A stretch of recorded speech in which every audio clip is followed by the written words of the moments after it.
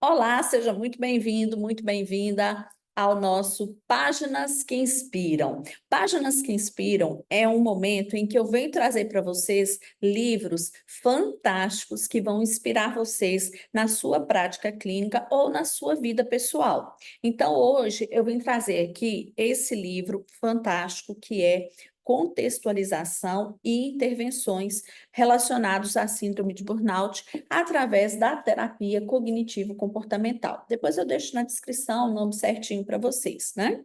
Quem foi a organizadora desse livro foi a Anelisa Vaz de Carvalho. E ela foi muito feliz nessa organização, porque ele é um livro, assim, muito bom mesmo, que te orienta do começo ao fim nessa questão da síndrome de burnout. Para você que ainda não sabe exatamente o que é a síndrome de burnout, burnout ele é, na verdade, o quê? É um esgotamento físico, mental, né? Esse esgotamento é por uma pressão, por uma sobrecarga, pela pessoa estar passando, né, um momento da vida em que ela assume diversas responsabilidades e às vezes ela não é reconhecida, o que leva também a uma frustração. Então, de um modo geral, dentro dos sintomas do burnout, você vai ter aí sintomas fisiológicos, sintomas emocionais e sintomas comportamentais. O que justamente nesse livro vai ter um quadrinho que te explica direitinho quais são os principais sintomas em cada área. Então, por exemplo, da parte fisiológica, nós temos aí a questão do sistema nervoso, né, diversas cefaleias, distúrbios do sono, dores musculares, problemas no sistema digestivo, cardíaco, né, as imunodeficiências, problemas com a questão sexual, né, das disfunções sexuais e sistema respiratório, e por aí vai. Né? No sistema emocional, a pessoa tem um distanciamento emocional, muitas vezes, sentimento de solidão, alienação, ansiedade, irritabilidade, né? Baixa autoestima, sentimentos de impotência, e por aí vai também, tá? Uma desregulação emocional por completo. E comportamentais, né? Ela vai ter uma queda na sua produtividade, ela vai ter, às vezes, um comprometimento no trabalho, porque ela não vai conseguir mais executar aquilo que ela executava antes da mesma maneira, tá? Também a questão do convívio, né, com as pessoas no trabalho, em casa, ela pode ter comportamentos do tipo abuso de álcool, de drogas, mudanças, né, no comportamento, sendo uma pessoa mais agressiva do que o seu natural. Então, inicialmente, o livro vai trazer para você, já no primeiro capítulo, os aspectos conceituais. O que é o burnout, esses principais sintomas, essa diferenciação que eu estou fazendo aqui para vocês, ele traz tudo bem explicadinho.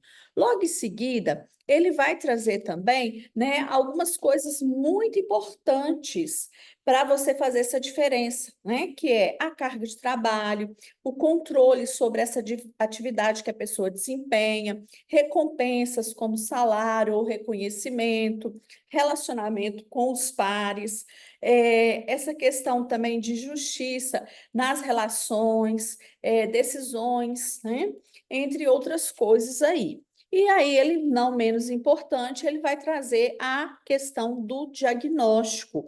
Como que nós vamos identificar, né, uma pessoa, e aí ele traz algumas sugestões de escalas que podem ser usadas para fazer esse diagnóstico da síndrome de burnout, que é, por sinal, um diagnóstico muito difícil de se fazer, uma vez que tem esse misto de sintomas, e quando a gente usa a palavra síndrome, né, não é um transtorno, é uma síndrome. Por quê? Porque a síndrome, ela agrupa sintomas de diversos transtornos. Então, uma pessoa com a síndrome de burnout, ela pode trazer aí sintomas da ansiedade, sintomas, por exemplo, de depressão, né? Sintomas da questão do estresse crônico. Então, ela vai agrupando sintomas de diversos transtornos. Então, esse diagnóstico, ele não é muito simples de se fazer.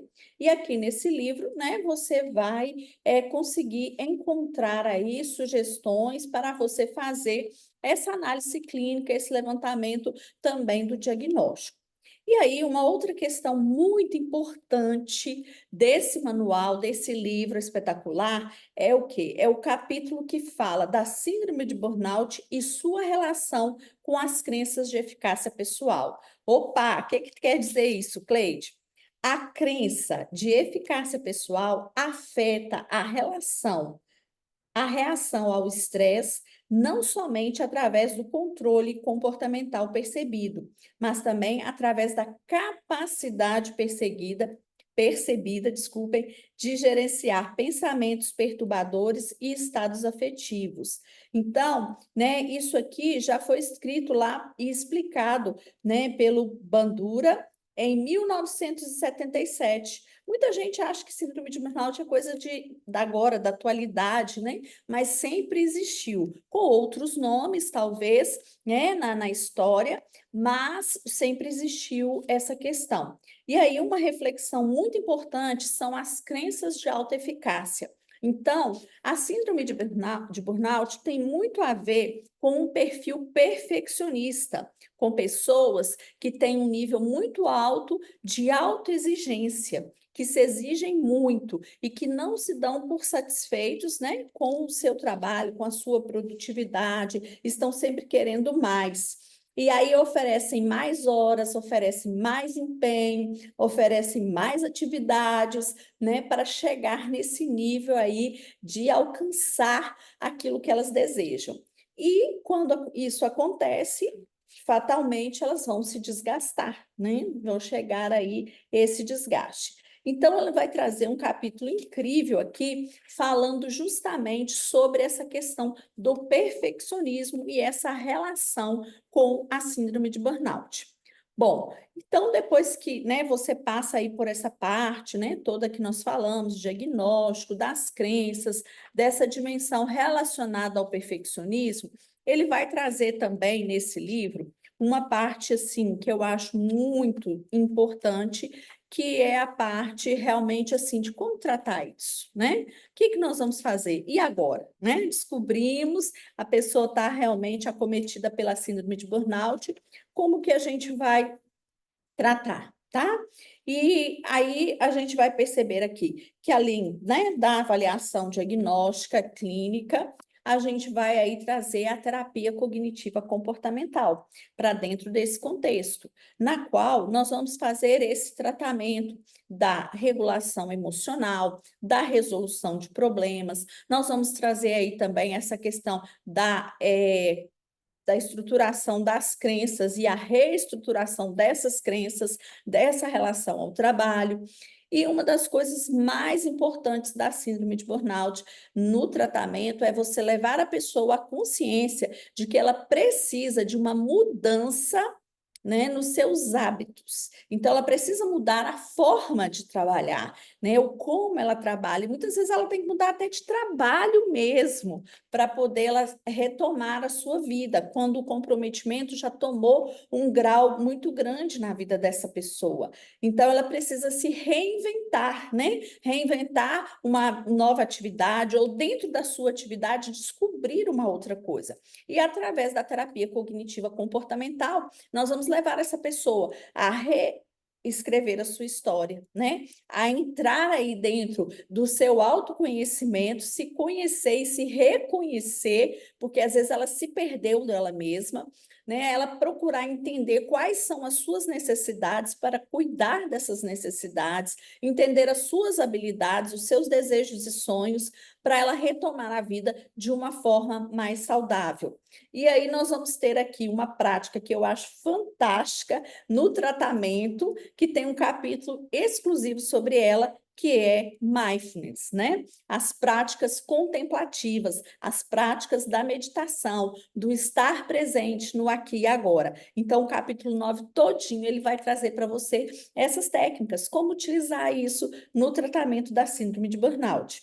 Uma outra coisa muito importante, ele traz também um capítulo sobre uma abordagem, né, voltada para aceitação e compromisso, para com o estresse e com o trabalho. Então, ele traz aí dentro da ACT, né, que é a abordagem da aceitação e compromisso, esse capítulo focado no tratamento da síndrome de burnout.